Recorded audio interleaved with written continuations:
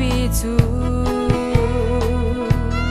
kan hau chuang kan kul pi adang lam ve da lo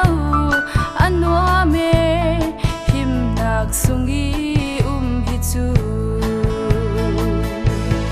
sau hani cha thai lo ti sa thai lo kul pi nge lal ba chian kan nei hi ti na u phang na u him nak sung ma kan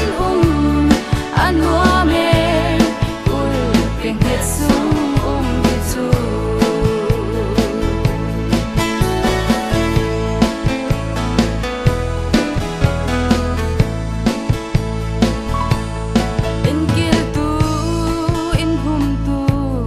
kan hau chuang boi pa chu